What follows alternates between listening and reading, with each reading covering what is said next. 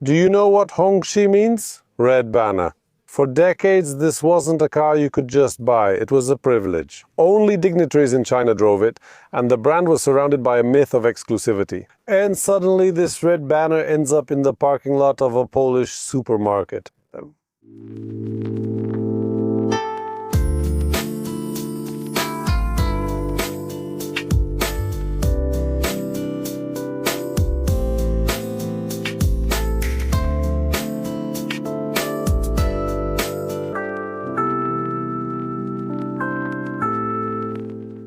Considering our historical association with red banners, one might think we should stay away from those banners. But let's give it a chance, because under that ideological weight, like a Chinese black Volga, behind that dark legend as a symbol of power, there's something here that wants to be the new value king. The funny thing is that Giles Taylor is responsible for these shapes. The man who previously designed the Rolls-Royce Cullinan. It's like hiring a chef from a Michelin-starred restaurant to prepare a menu for you, maybe not in a milk bar, but in a chain restaurant with sweet and sour sauces. As a result, the car looks like $1,000,000 yen. Just look at this front end dripping in chrome trim. It's decorated with an extra red accent. This is like an automotive tie, which is actually the brand's emblem. On the side, we see 19-inch wheels and a substantial 2.77-meter wheelbase. The body length is 4.6 meters, which puts it somewhere between the Tucson and the Tiggan. Remember how much those cost, because I'm about to give you the price of the HS3. However, notice that here the line is slimmer and lighter. At the back, we also have an LED strip, which is fashionable these days. And all of this makes the car look more expensive than it really is. And it starts at 139,900 PLN. The explanation for this reasonable price will be shown in a moment, and here it is. Under the hood of this version, by the way, the hood which lifts up by itself and is well soundproofed, we have a 1.5 turbo engine, 4 cylinders, 156 horsepower, and 258 Nm of torque, which, with the help of a 7-speed DCT automatic, accelerates this car to 100 km/h in 9 seconds. This is not a speed demon, and with a weight of over 1.6 tons, this is a car for those who are not in a hurry. There is also a version with a more powerful engine, 2.0 4x4, but that's already a bit of a different budget. The declared fuel consumption for the 1.5 version is 6.8 per 100, at least that's what the Chinese claim. But how it really is, here are my measurements of both fuel consumption and acceleration. Here is the best result achieved for acceleration to 100 kilometers per hour, let's say 10.7 seconds rounded. As for fuel consumption, here is the historical result, meaning from previous tests, also 1,100 km driven, with an average consumption of 10.5 per 100. Considering the test modes and the driving pace during the tests, this result is not surprisingly high. Let's move on to my measurements. So in the city, and what's important, starting with a cold engine, because that's usually how we start in the city, I got almost exactly 10 liters.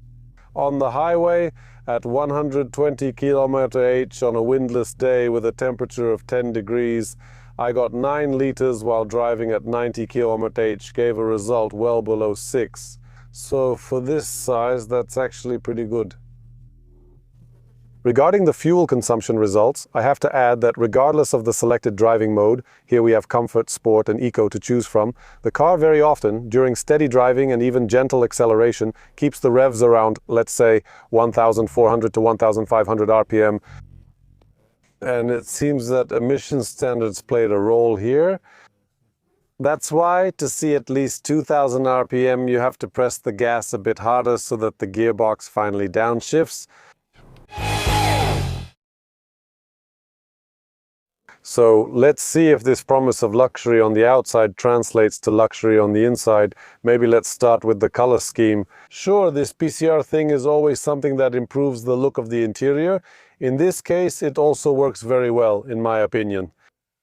But that's not all. Look at the cockpit design itself. It's not just simple or flat. It has character, it's symmetrical, and it's very nicely designed.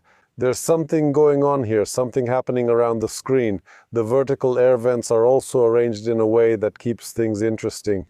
Also, pay attention to the brand identity, like these little red lines, kind of like a tie. It appears in many different places. Here at the bottom of the flat bottom steering wheel, here we have a speaker with that same little line. We also have another quite large line on the armrest. And on the air vents, we have the same little lines wherever you look. Large screens, each over 12 inches. And on these screens, there's quite a lot going on, and it's actually very clear. However, here on the right, I would say that there's still plenty of room to add more information. Let's start with the fact that I don't have a Polish language version here. Here we have the Android Auto and Apple CarPlay logos. And I can confirm that these systems are indeed on board here. However, I wasn't able to connect either of these phones. Every time there was some kind of problem with it. That means the system detects that the phone is connected, but unfortunately it didn't go any further. There are different options here. You see, right now I'm at the stage of choosing the ambient lighting. It's worth saying a few words about this. There aren't a ton of ambient options. There's a little line here and there, nicely illuminated. Legroom, we have 253 ambient options to choose from. Of course, we can also combine this in some way with the driving mode. Here we have Comfort, Eco, or Sport driving modes. By the way, a cool thing in this car is the USB port right here for powering a dash cam. So you don't need those long cables running through the whole car. Just a neat little cable because the power supply is right there. And now I'll show you something that really makes sense, because all of this was recorded not by my cameras but by the Dashcam. The partner of this episode is the Dashcam brand DD here with the Z60 Pro model. And this isn't just a gadget, it's basically an evidence machine. 4K isn't here just to look good on the box. It's so you can pause the footage and clearly read the license plate. During the day it's clear, wide, and we capture the whole situation on the road. But what matters most is how it performs at night. Look here, the lights aren't overexposed. You can still see what's happening, you can catch details that would simply disappear with weaker cameras. Here the image quality is ensured by Sony components and AI algorithms. Anyway, now you can compare it directly with a cheaper camera, and in practice it works in such a way that you don't have to set anything up here. We get in, start the car, the device gets power and starts recording in a loop. The impact sensor locks the relevant clip. It also activates in the parking lot in case of a scrape, and the recording is secured both on the SD card and in the internal memory at the same time. You also have access to the recordings through the app, so you have everything on your phone. The link to this dashcam is in the description. And now, let's get back to the test. When it comes to the air vents, honestly, it's surprising that there are no ventilated seats. I thought, well, this is the cheaper version with the basic engine, but I thought that if someone is entering the market with such ambitions, just having heated seats might not be enough for what a customer would expect from a car that looks like this from China. And going back to interesting ideas, look, this is actually finished in piano black. And I should be complaining about it here, but look at what they've done. They put some kind of print on it, or maybe etched some little diamond shapes into it. And now it looks a bit nicer, more pleasant. It doesn't leave fingerprints anymore and generally has its own vibe. We have two spots for phones here. We have, look, a pretty standard looking gear selector lever, but what's interesting is that here on the left side we have two buttons instead of one. The first one at the front actually unlocks the gear selection, and the second one puts it in park. And that's sometimes a bit confusing, at least for me. When I first got in, I didn't know which button was for what. As a result, I wasn't really able to engage any gear because I thought I was unlocking it. But in reality, I was just shifting it into park. Just an interesting fact. Of course, it only takes half a second to learn. Here we have the camera system. We can turn the steering wheel here and get all the necessary information. Here we have cameras for right, left, front, and rear. So all of this is pretty obvious and well thought out. I'll also talk about the storage compartments. Here we have space for one cup and another one. Under the armrest we have quite a few more of these gadgets. I guess this is a kind of Chinese simple clever. Something like a basket or also a place for tissues, and I've seen things like that too. Here we also have a pretty well finished compartment with outlets. USB and 12 volt But also, on the passenger side, look how beautifully finished the entire glove compartment is. And we also have compartments in the doors, which are completely plastic, but quite spacious. And finally, one more compartment, my favorite. That is the sunglasses compartment. It's good that someone thought of that. Here we have the lights, everything's fine. Finally, the materials. I wouldn't call them particularly luxurious. Here we have plastic that bends slightly under your finger. This is a little section here on the right that still gives a bit when you press it, and that's basically it. Lower down, this plastic isn't completely hard, but I also wouldn't say there's any foam underneath. Lower down, it's already hard, really hard. There's still a bit of give here, and it bends just a little under my finger. Here on the right side, it's really luxurious. On the left side, however, there's almost no foam, unfortunately for the left elbow. On the door at the top, it bends nicely under my finger. And when it comes to the fit, well, let's give it a tug. Here. It seems like you can squeeze out some sounds, but it's really minimal. Here's the armrest. It seems like it could make fewer sounds. We pull somewhere around here. The screen is cleverly built in, integrated with the console, so there's no way to yank it. But this one sticks out a bit and doesn't make any sounds. We'll tug on the handle here. It doesn't even deform, and it doesn't really make any sound either. Time for the 2-meter guy test, and we'll start by positioning ourselves relative to the steering wheel. Here, this position is definitely correct and possible, but with a few reservations. We have a wide range of steering wheel adjustment here. The only one that fits me is the highest and closest position. And even within this range, my left knee sometimes bumps into the lever for setting the cruise control. On the right side, there's a special curve for the knee, and if it were a bit deeper, I definitely wouldn't mind, because then I could set the seat backrest to a more reclined position. And still, by moving a bit deeper under the steering wheel, I could have the proper driving position, but as it is, I have to keep it a bit more upright, which reduces the headroom. But look, we still have 3 fingers of free space, and that's how much space the sunroof takes up. And it's also worth adding that even though these seats look like they have integrated headrests, you can actually adjust the headrest. And that's in quite a wide range. Still not perfect for someone who's 2 meters tall, because I'd like to have it about here. But I have to admit, I expected it to just be a decoration that stays in place. And here there's actually quite a lot of adjustment. And when it comes to the space in the back, the size of the doors already gives you a good idea. They're huge, and it's very comfortable to get inside.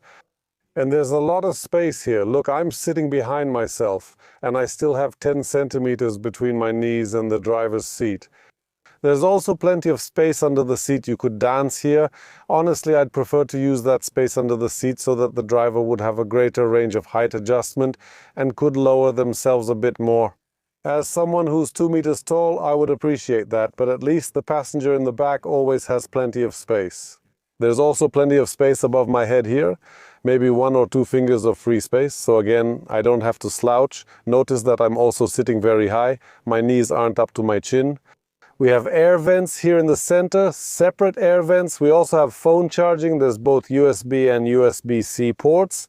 There's a fairly noticeable center tunnel. As for storage, we have pockets behind the seats.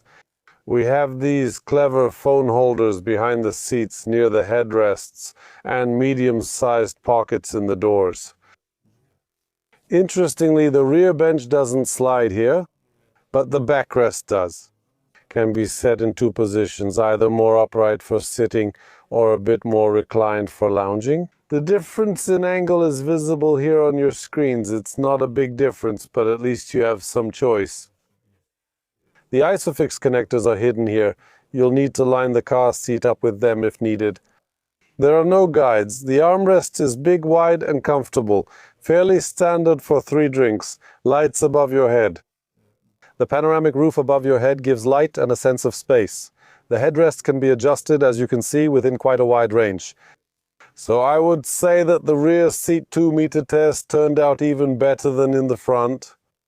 It's time to take a look at the trunk, and unfortunately I have bad news here. There is no button to open the electrically operated tailgate. But we either use the button on the remote or the button here in the cabin. So let's press it. The tailgate rises, and now we have access to the trunk, whose capacity is not specified by the importer. Why? We don't know that. However, we do know that I managed to find its unofficial capacity, let's say. As a reference point, it's around 350 liters. That's not much for a car that's 4.6 meters long. But we can see visual confirmation that it's not a big trunk. Besides, the loading sill is also relatively high. But we know what happened here. All the effort went into comfort and space in the back seat. That's kind of Chinese, isn't it? This is where the most important people sit. The trunk capacity may not become secondary, but it gently takes the back seat. We have a cargo cover here, which, as you can see, is on rails. However, you can't unlock it in the usual way. You just have to unhook it from the rails right here.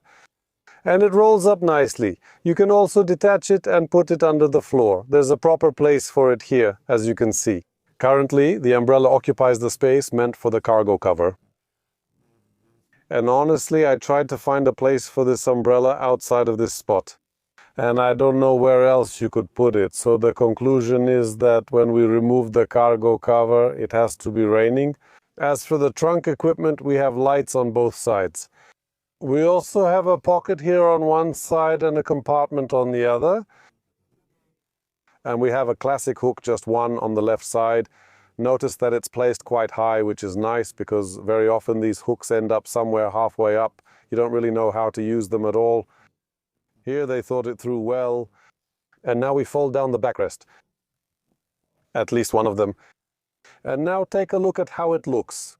There's no threshold, which isn't surprising because the floor is very high. We'll fold down the other half too. Here I wasn't able to find out what the trunk capacity is after folding down the backrests, but I suppose we'll easily exceed 1,000 liters. So in this configuration, the car becomes a really practical means of transportation. It's time for my driving impressions, and maybe I'll start with the things that annoy me a bit in this car. I honestly don't know why we have to deal with this in this car, because it's never happened to me in any other car. After stopping, for example, at a traffic light, today I got honked at twice in Warsaw. Well, in Warsaw you don't have to be really slow at the lights to get honked at. That's a different story if we don't react by moving our foot from the brake to the gas pedal in the first second after the light changes. So with this car, on top of our 1 second delay, it easily adds another second, and as a result it looks like we're actually asleep and don't realize the lights have changed. Well, now I'm driving the Skoda, so I can't show it right now, but there will probably be a chance soon. I'll get back to it because I'm just entering Warsaw again. But this is something that clearly separates the experience of driving in the city, where we have to stop and start all the time. The experience of driving this car is basically different from all the others, where the waiting time to start moving isn't just that long. It's a little detail that I decided to dwell on a bit. And I think I'm done with that. What's good about this car? I was definitely positively surprised during the Moose test. Here again I'm driving the Skoda, so I won't go crazy. However, I did a few of those tests. And considering that if I drove this car calmly and started to sway it like that, and that's exactly what I did before I did the Moose test, just to feel how it behaves when it's being thrown off balance, it started to lean quite noticeably. I thought the Moose test would yield nothing or something bad would happen. Meanwhile, the tires squealed a little, but I'm on winter tires. Actually, at this time of year, that's not surprising. Besides, the car did what it was supposed to do. It leaned, of course, but it turned. There was no strange resistance on the steering wheel. It turned as much as I wanted. It even snapped back pretty sharply. It changed lanes. It returned to its own lane. There wasn't the slightest sense that it was starting to oversteer. There was no electronic intervention, even though I hadn't turned anything off beforehand. I was just in normal mode, and it handled it on its own and kept going. It leaned, the tire squealed, but it kept going. In this respect, I would say that its readiness for sudden obstacles, loads, and stability in less standard situations is surprisingly good. Considering the suspension is relatively floaty. Speaking of suspension, I have one more comment. I was only going to criticize one thing. But actually, I have to mention one more thing. Well, for such a soft suspension, this car reacts very noticeably to small bumps. It doesn't even have to be something like old tram tracks that we cross at an intersection at city speed, because then we can feel those tracks. We can feel the profile of those tracks. We can also hear those tracks. The suspension, when dealing with such small bumps, behaves as if it had a much stiffer, sportier suspension. One good thing is the soundproofing. In my opinion, it's very good. And the acceleration, listen, I was convinced that this would translate into complete boredom behind the wheel. This is reasonable acceleration, and as long as the gearbox doesn't bore us and downshifts at the right moment, the engine will really handle it. So it's not a complete slowpoke, just as you might expect by today's power and 0 to 100 acceleration standards. It's a car that's definitely not a rocket, but it also won't bore us to death. We actually only hear the engine when we rev it really high. Other than that, it's pretty quiet in the cabin. And now, as we're entering Warsaw, we've got a traffic jam, so we can stop here and start moving again.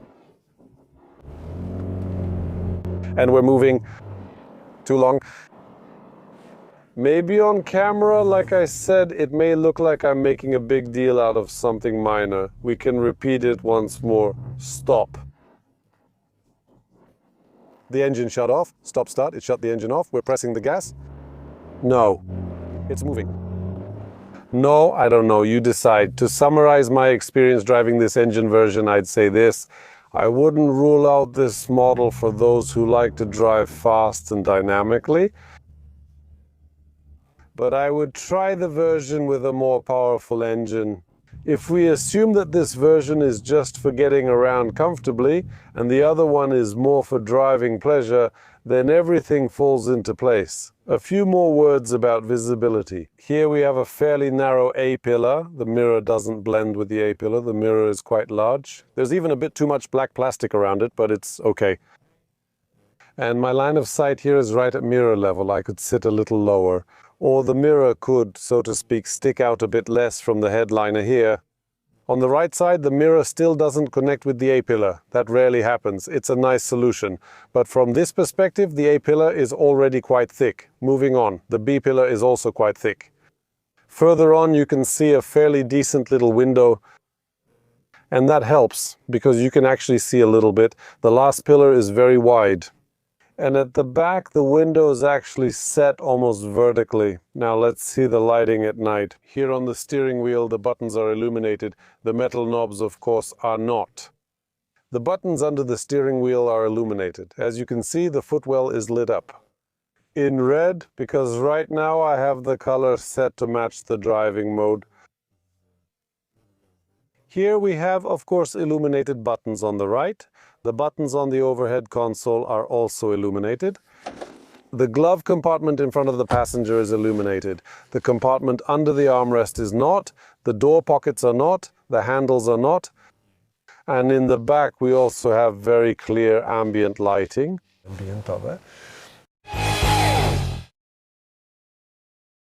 We now have a flood of so-called Chinese cars on the market. All these cars have something in common, that characteristic Far Eastern flair. Some try to appeal a bit to Europeans, others pretend to be from Europe altogether, but Hongqi HS3 takes a different path. Its distinctly Chinese take on luxury has arrived on Polish roads intact. This car looks foreign, but in an exotic way. It sparks curiosity more than it makes you want to keep your distance from the unknown. You know what I mean.